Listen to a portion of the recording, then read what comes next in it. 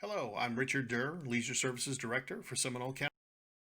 And thank you again for joining us for the Seminole County Trails Master Plan 2020 Update Project. This video is the last chapter of our presentation, and we'll cover some current projects and ask some questions about some future ones as well. Currently, the county has a number of trail projects ongoing. The first is known best as probably the missing link. This is the 3/4 mile gap in the Cross Seminole Trail, just north of the city of Winter Springs within the Spring Hammock Preserve. After a long journey requiring state approvals, city approvals, private landowners, and railroad approvals, the project is finally under construction, and we hope to have it completed by the end of 2020. The next projects are feasibility studies which are currently underway. One is a potential power line trail linking Castleberry to the Cross Seminole Trail, from State Road 434 through Shepherd Road and north to the Cross Seminole Trail. The other is a study to add potential pedestrian bridges crossing on the Seminole-Wekiva Trail at the extremely busy State Road 434 and 436 intersections in Altamont Springs. Currently in design, a connector trail running along E.E. Williamson, linking neighborhoods in Longwood from Ronald Reagan Boulevard to the Seminole-Wekiva Trail. This will include an important crossing across the E.E. Williamson Bridge, providing another critical crossing of Interstate 4 of our trail system.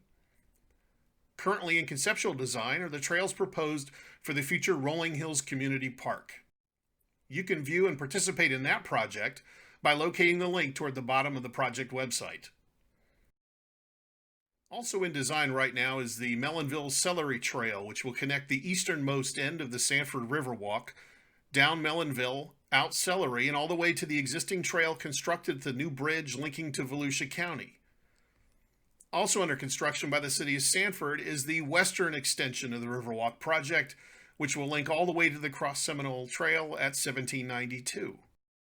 When completed, it will link to the trail project completed by FDOT last year of the 1792 bridge over the St. Johns River.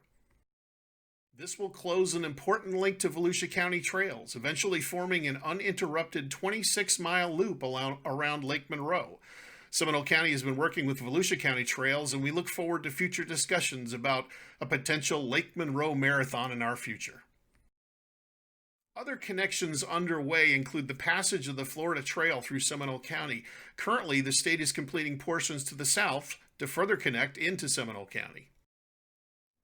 Finally, major state projects which are underway connecting to our system provide cross-state connectivity for the future.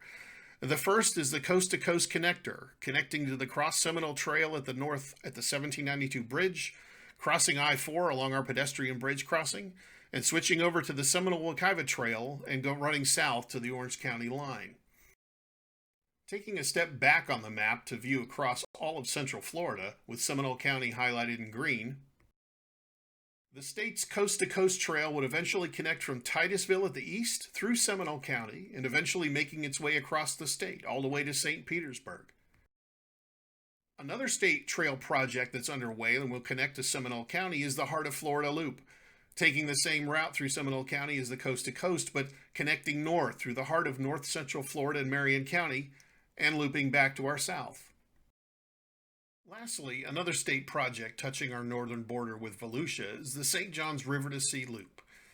This state trail will loop along the coast nearly all the way to St. Augustine before returning back inland before it loops back to our northern border with Volusia County. For more information on these state projects that are in process, you can contact the State of Florida Greenways website or make contact with us and we'll be happy to provide you with links to that information. So with all the local county and state projects that are currently underway, we do still have more work to do as we look into the future and as we look to complete additional trails projects. On the interactive map provided on this project's website, there are a great number of dashed lines, all of them designating potential future trails projects. We ask that you please take the time to review them in detail and provide all the comments that you possibly can. Some of these include evaluating future connections to Sunrail stations. These could be critical connections to knit local neighborhoods to the Sunrail stations and improve access for all residents. Other proposed connections are critical links to schools and education centers around the county, and connections to major civic areas and functions. Others will link existing rural neighborhoods to places of business. Also included are explorations of what could be our next generation of greenway trails within powerline corridors, which are currently not accessible. These corridors could possibly knit together the underserved central and eastern portions of our county, providing important links to our existing trails and opening up new trails for residents in rural areas. Folks in the eastern part of the county, we'd love to hear from you about your current and future trails needs. We'd like to hear from all of you. So thank you very much for participating in this project and giving us your thoughts. Please be sure to return to our main project page and explore the interactive trails map, share your input in the survey, or leave a comment. And should you have any questions, you can find our contact information at the bottom of the main website page. And thank you again for participating, and we really look forward to hearing from you.